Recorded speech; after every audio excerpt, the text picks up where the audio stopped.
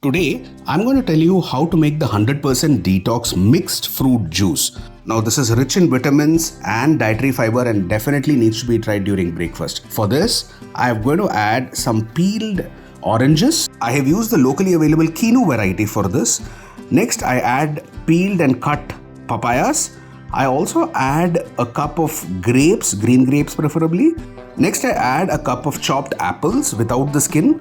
I also add pomegranate kernels, follow it up with some resins, follow it up with some water so that all the fruits submerge completely. I will also add some lemon over here. I will squeeze it.